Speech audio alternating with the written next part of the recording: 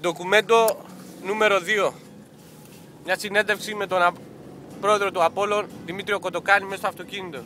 Πρόεδρε, για το σκοτεινό ρόλο του Παπαδόπουλου θέλουμε να μας μιλήσετε. Καταρχήν ευχαριστώ που δεχτήκατε να μιλήσουμε privat, γιατί ξέρετε ότι η κατάσταση είναι δύσκολη. Έχουμε μάθει, πρόεδρε, ότι σας πολεμούν άσχημα. Δέχομαι πολλά απειλητικά τηλεφωνήματα, αλλά ήρθε η ώρα και εγώ να μιλήσω. Είναι τυχαίο που ο Γιωργάκης ο Τσελεκίδης μετά τον Αναβόνα σταμάτησε, παιδιά? Είναι τυχαίο? Δεν είναι τίποτα τυχαίο.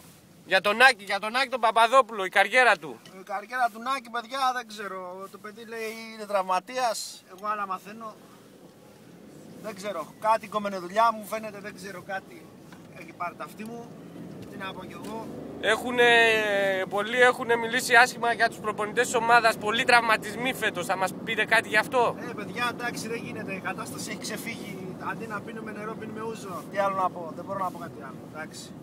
Αυτά να τα βλέπει ο Παπαδόπουλος που τρίζει καρέκλα μου. Από πίσω δέχομαι μεγάλο πόλεμο. Εντάξει. Μία του φταίει το ένα, μία του φταίει το άλλο. Εντάξει. Αυτά πρέπει να τα βλέπουν όσοι έχουν τις τύχες της ομάδας. Λογλένταρε λέει και εντάξει. Τα έχουμε ξανακούσει. Ήρθε ο Κυριακού να μας πει τώρα να αλλάξουμε το σήμα, λέει, της ομάδας. Ναι, έγινε μεγάλος δώρος, πρόεδρε, γι' αυτό. Θα μας πείτε λίγο, να μας εξηγήσετε. Ξεσηκωθήκαν οι φιλάθλοι, μάθαμε. Ναι, παιδιά, ναι. Ο Κυριακού, ναι, άσε τώρα που κάνεις εσύ. Θα μας μάθεις εσύ μπαλίτσα τώρα, θα μας πεις ποιος Κυριακού.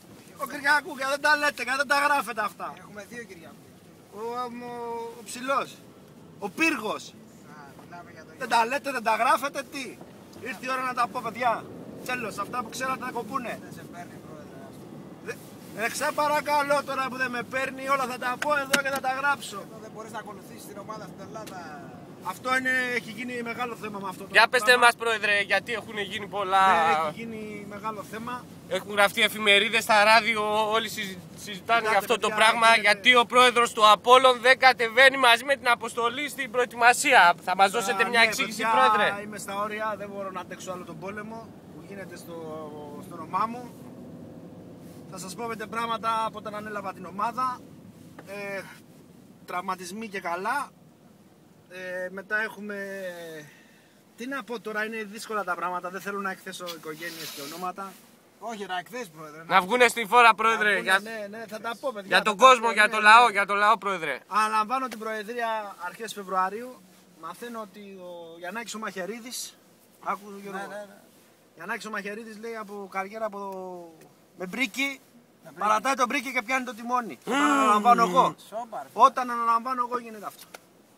Άρα έχει πέφτει. Σαρπανίδης. 2 μήνες και δεν έχει περπατήσει. Δεν έχει περπατήσει 2 μήνες, αγόρι μου. Τι γίνεται με αυτό το μεγάλο στάρθ? Κάποιοι λένε ότι κόβεται το ποδόσφαιρο. Εσείς, πρόεδρε? Δεν ξέρω. Εγώ θα προσπαθήσω να του κόψω το ποδόσφαιρο, παιδιά. Αυτά που δεν γίνονται αυτά τα πράγματα. Δηλαδή αυτός νομίζει ότι μπορεί να μας κάνει ό,τι να είναι. Εντάξει. Σταματάει ο Τσελεκίδης να το δεχτώ. Σταματάει ο Νάκης να το δεχτώ. Ο Λάκης. Σταματάει ο Λάκης. Επί δικιάς μου προεδρίας. Μου κάνει πόλεμο. Σταματάει την καριέρα του. Δηλαδή να βγαίνεις από τα ρούχα σου. Δεν θα δεχτώ και το Σαρπανίδη. Δεν μπορεί να δεχτώ και το Σαρπανίδη, φίλε.